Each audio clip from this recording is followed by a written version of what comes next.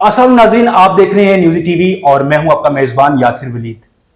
नाज़रीन, अगर पाकिस्तान और भारत समेत पूरी दुनिया में अगर मशहूर और वायरल और सबसे बड़ी मुज़ाहमती आवाज़ का नाम लिया जाए तो सबसे पहला नाम अहमद फरहाद का आता है। जिस बेबाकी और दलेरी से और जिस जुनून के साथ ये लिखते हैं, पढ़ने वालों को तो खौफ आ जाता है, लेकिन इन्हें नहीं आता। हमारी खुशकिस्मती है कि न्यूज़ी टीवी की बाकायदा लॉन्चिंग पर हम सबसे पहला इंटरव्यू अहमद फरहाद साहब का कर रहे हैं। सबसे पहले फरहाद साहब, मैं आपको खुशामदीद कहता हूं अपने प्रोग्राम में। बहुत शुक्रिया जी।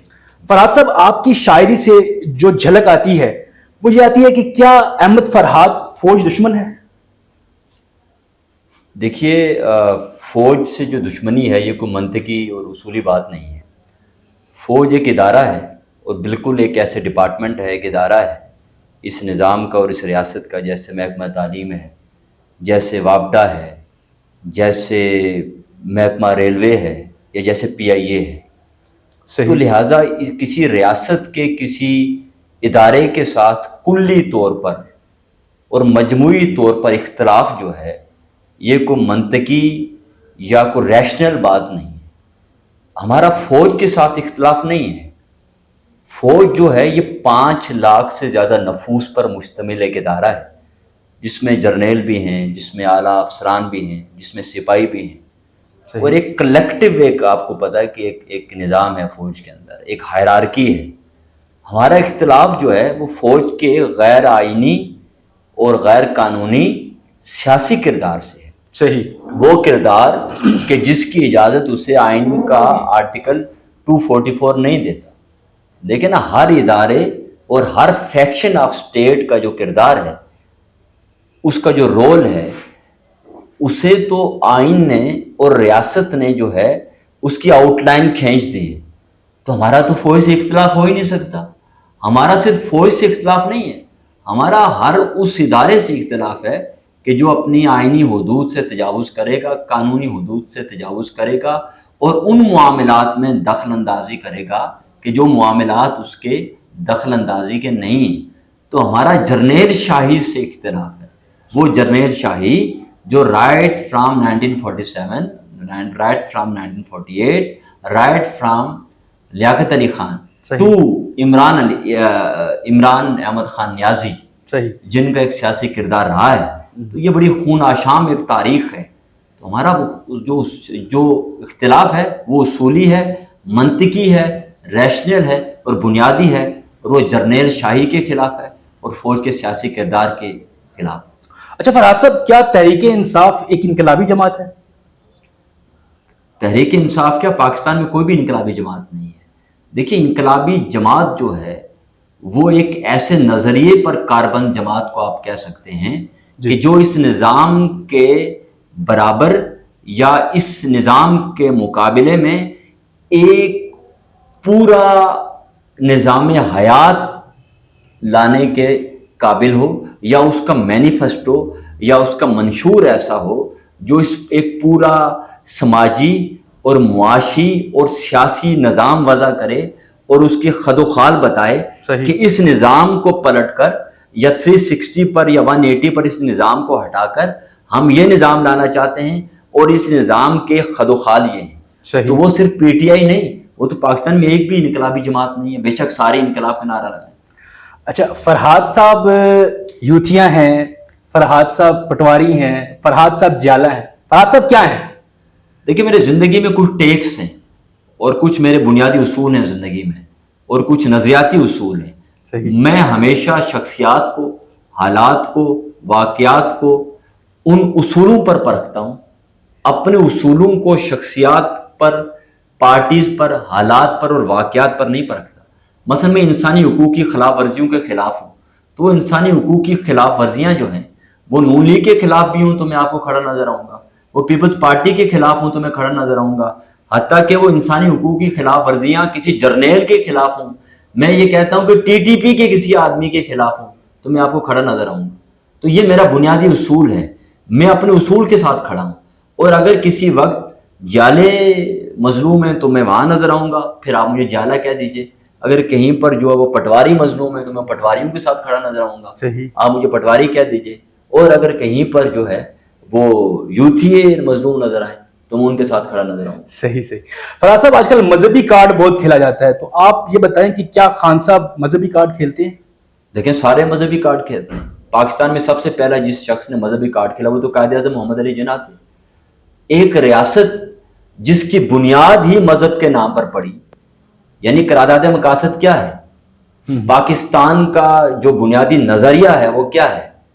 وہ بنیادی تھاٹ جس کے اوپر پاکستان اور قیام پاکستان کی جو تحریک ہے وہ کھڑی ہے, وہ کیا ہے؟ دو قومی نظریہ ہے نا. اور دو قومی نظریہ کیا ہے کہ بر صغیر کے اندر دو جو ہے وہ مذاہب کے لوگ ہیں, ایک ہندو ہیں ایک مسلمان ہیں, وہ ایک دوسرے کے ساتھ نہیں رہ سکتے. تو یہ تو مذہبی کارڈ تھا نا. یہ صحیح تھا یا غلط تھا اس بحث میں جائے بغیر, یا اس دور میں اس کی کانسیکوینسز, یا اس دور میں اس کے خد و خال کی بحث میں پڑے بغیر, جو مذہبی کارڈ ہے یہ تو پاکستان کی بنیاد ہے. اور یہی مسئلہ آج تک حل نہیں ہوا کہ یہ جو ہے یہ قومی ریاست تھی یا ایک مذہبی ریاست تھی. تو مذہبی کارڈ کی بنیاد پر بنی ہوئی ریاست میں مذہبی کارڈ سارے کھیلیں گے, اور سارے شروع سے کھیلتے آئے ہیں. اس میں اس حمام میں سارے ننگے ہیں. اور مزے کی بات یہ ہے کہ ابھی وقت نہیں ہے, کسی وقت ہم آپ کو بتائیں گے کہ اس حمام میں سب سے زیادہ جو شخص ننگا ہے وہ ذوالفقار علی بھٹو تھے, اور اس کے بعد میاں محمد نواز شریف صاحب تھے. صحیح. اچھا فراز صاحب, کیا مزاحمتی شاعری شہرت حاصل کرنے کا ایک ذریعہ ہے؟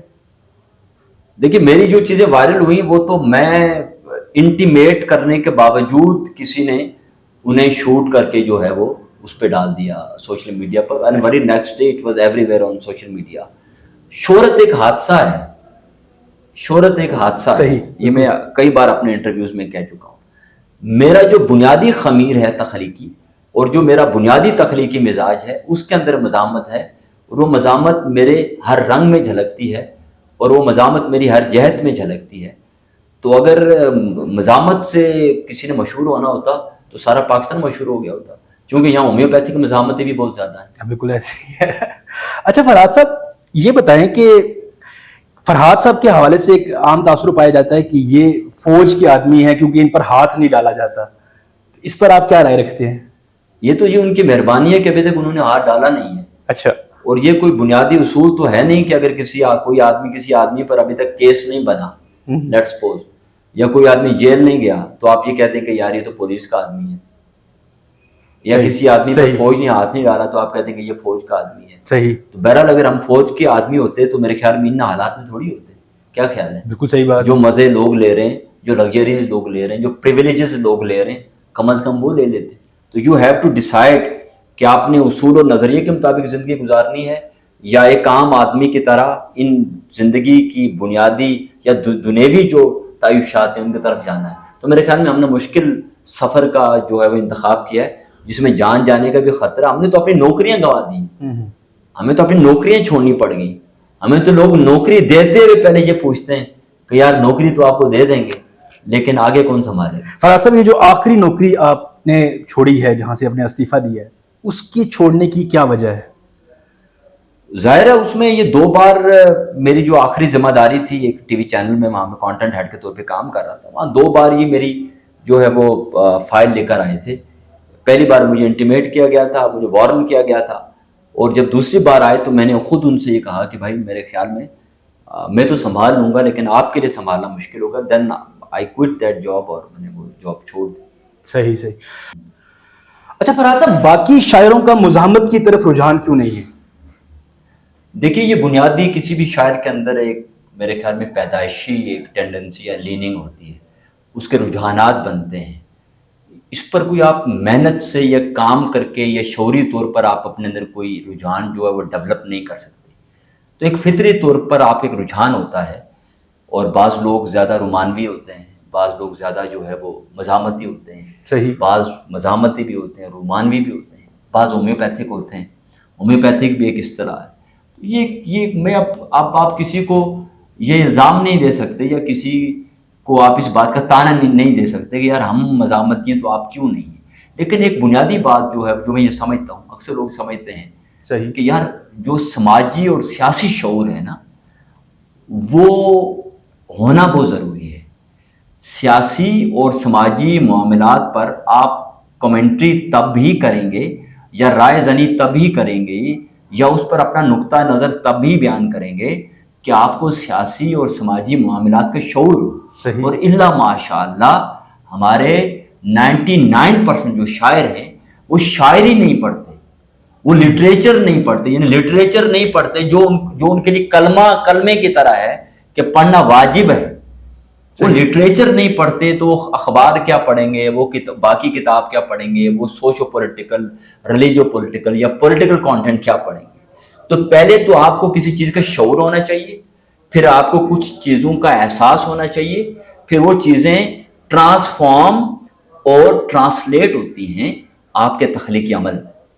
صحیح. فراز صاحب کیا سمجھتے ہیں آپ کہ ہمارے مسائل کا منطقی اور آخری حل کیا ہے؟ ایک حل ہے.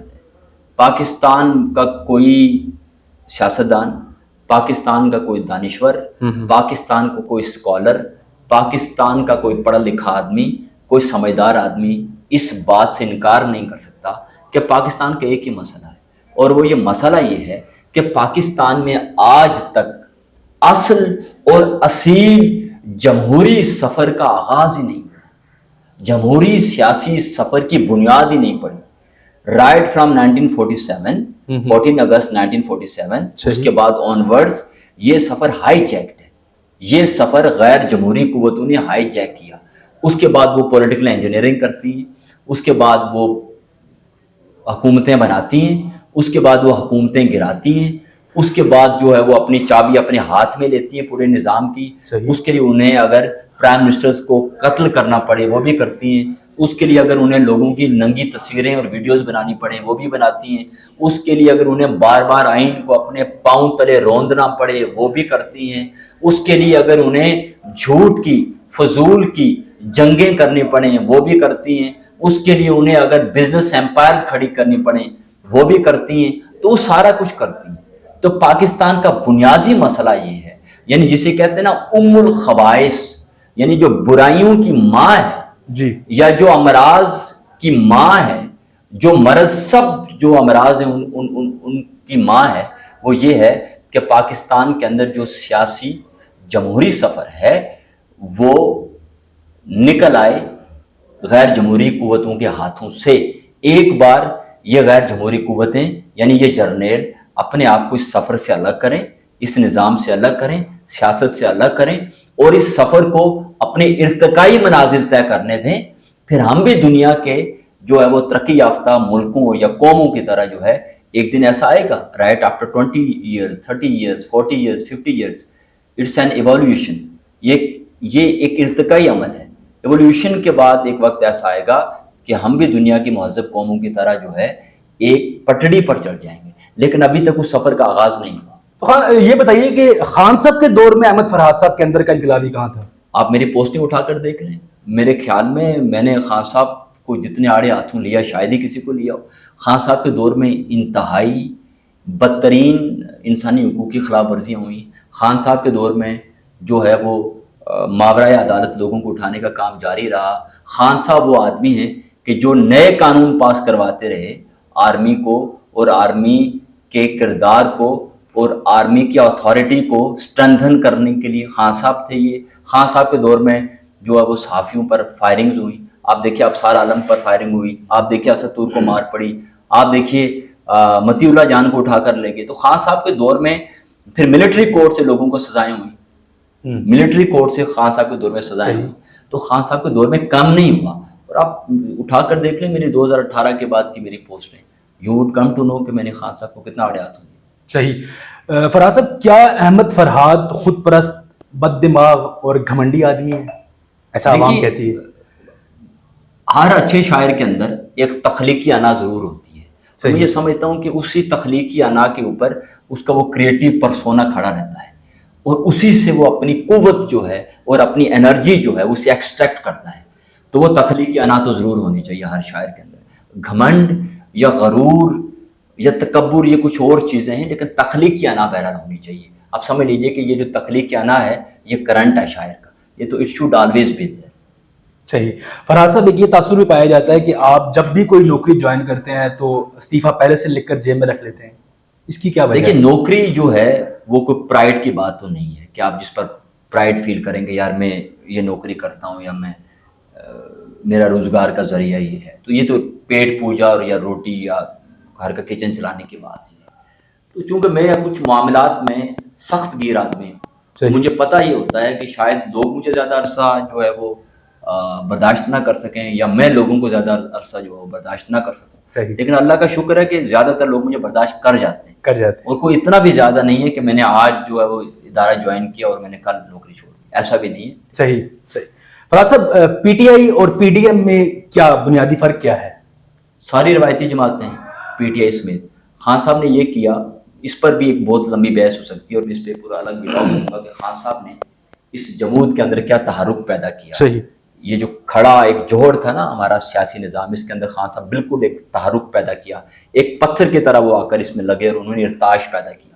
لیکن بنیادی طور پر اگر آپ ایک کلیکٹیولی دیکھیں تو یہ سب روایتی جماعتیں، یہ ساری جماعتیں انکلوڈنگ خان صاحب جو ہیں، یہ اسٹیبلشمنٹ کی چھتر چھایا میں ان اسٹیبلشمنٹ کے ساتھ نکاح پڑھ کے اور اسٹیبلشمنٹ کی منکوہا بن کر یہ ساری جماعتیں جو ہیں وہ اقتدار میں آنا چاہتی ہیں. خان صاحب آج بھی یہ چاہتے ہیں، اور یہ ان کی غلطی ہے.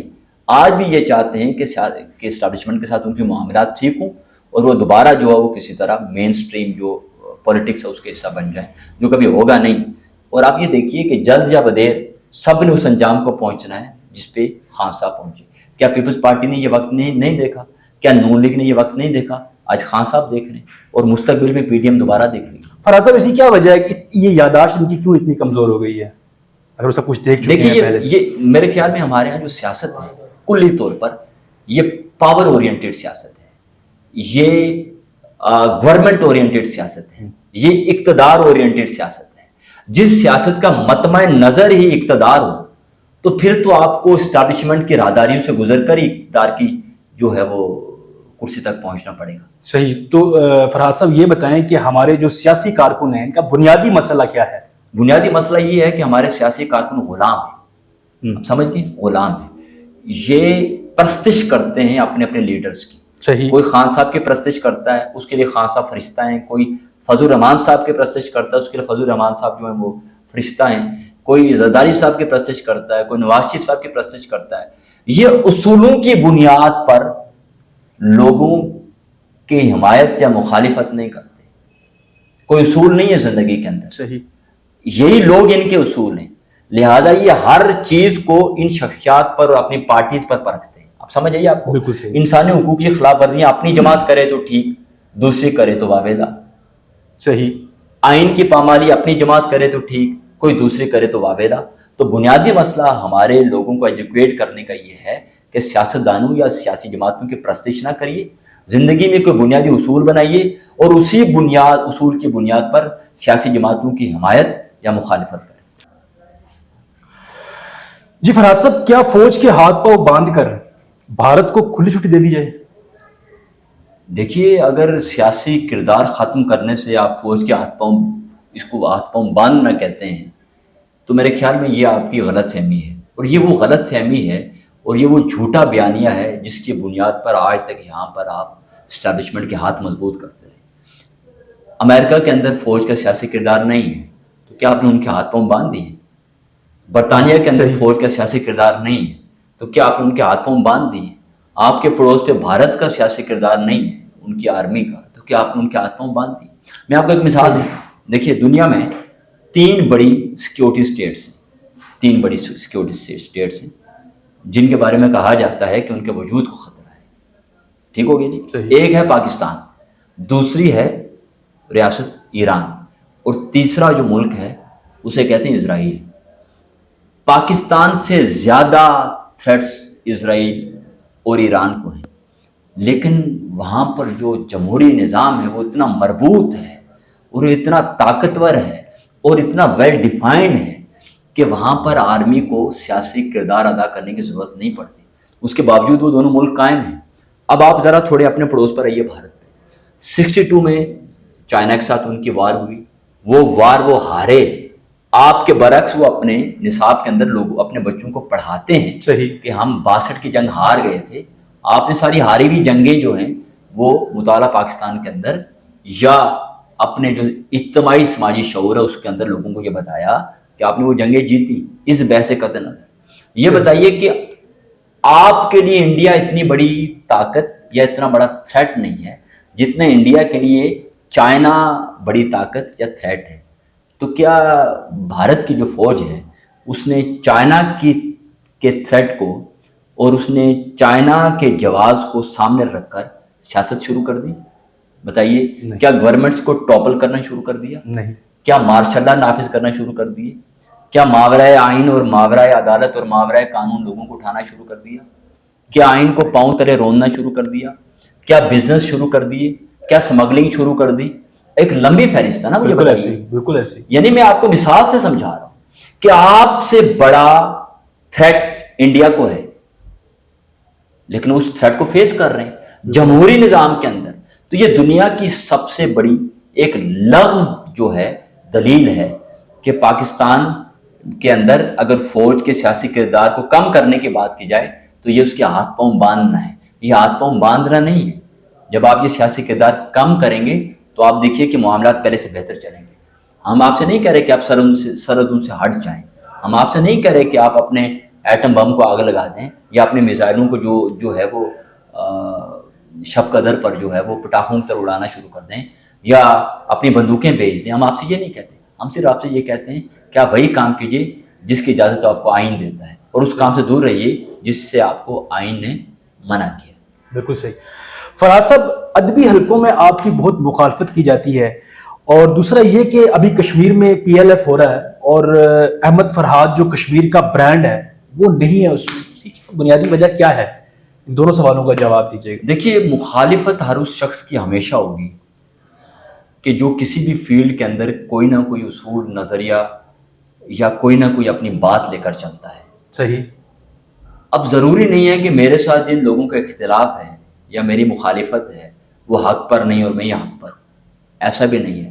یا میرے ساتھ اختلاف جو ہے وہ گناہ ہے یا میرے ساتھ جو اختلاف ہے وہ کفر ہے. They have very right to have different point of view, اور مجھے they have very right to oppose me. کوئی مسئلہ نہیں ہے, یہ تو چلتا رہتا ہے. لیکن اس میں میرا مزاج بھی ایک ہے اور کچھ چیزیں ہیں, کچھ بڑی دقیق باتیں ہیں, وہ ظاہرہ میں شاید آپ کی سمجھ میں بھی نہ آئے. میں نہیں چاہتا کہ میں ان کو یہاں پر بیان کروں. جہاں تک دیکھیں, بہت سارے لوگ آپ سے زندگی میں ملتے ہیں, آپ کی زندگی میں داخل ہوتے ہیں. اس کی مثال میں آپ کو یوں دوں گا کہ درخت کی چھاؤں تلے بیٹھنے والے سارے مسافر جو ہیں وہ دعا دے کر نہیں گزرتے. سارے باظرف نہیں ہوتے, کچھ کم ظرف بھی ہوتے ہیں. وہ آپ کی چھاؤں میں بیٹھتے ہیں اور جاتے ہوئے آپ کے پتے توڑتے ہیں, آپ کی شاخیں توڑتے ہیں, یہاں پر پتھر اچھال کر نکل جاتے ہیں. تو ان کو بھی دعا دینی چاہیے چونکہ آپ درخت. باقی جو سوال PLF کا ہے وہ ایک دیکھیے وہ ایک منی اورینٹیڈ ایک ایکٹیویٹی ہے. پورے پاکستان میں وہ ایک منی اورینٹیڈ ایکٹیویٹی ہے. صحیح. اور وہ پیسے, اس کا جو بنیادی مطمع نظر ہے وہ پیسہ ہے. ٹھیک ہے, ان کو دھاڑی لگانے دیں. وہ بیوروکریسی اور ایک ہمارے صاحب ہیں کراچی کے, اللہ انہیں خوش رکھے, تو وہ ان کا ایک گٹھ جوڑ ہے, انہیں کام کرنے دیں.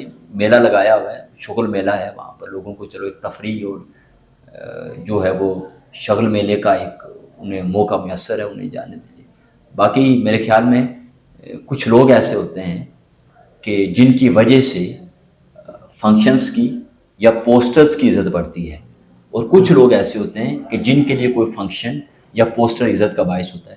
تو میرے خیال میں میرے لیے یہ چیزیں عزت کا باعث نہیں. فرحات صاحب, آپ سے کچھ سننا چاہیں گے, کوئی آپ کا کلام اجازت لینے سے پہلے؟ میں بس آپ کو 2 شعر سناؤں گا. ضرور, ارشاد. ہتھیلیوں سے کہاں تک دعا کلام کرے, واہ. ہتھیلیوں سے کہاں تک دعا کلام کرے, واہ. وہ شب بھی آئے کہ ہم سے خدا کلام کرے. واہ واہ. ہتھیلیوں سے کہاں تک دعا کلام کرے, وہ شب بھی آئے کہ ہم سے خدا کلام کرے. پھر ایک روز مخاطب وہ مجھ سے ایسے ہوا, پھر ایک روز مخاطب وہ مجھ سے ایسے ہوا, کسی چراغ سے جیسے ہوا کا نام کرے. واہ واہ. بہت شکریہ جی. ناظرین, یہ تھے احمد فرحات صاحب, مزاحمت کی دنیا میں سب سے بڑا نام. اور یہاں پہ ہمارا آج کا پروگرام ختم ہوا. اپنی آراء کا اظہار ضرور کیجیے کامنٹ سیکشن میں. اپنے میزبان یاسر ولی کو اجازت دیجیے. اللہ حافظ.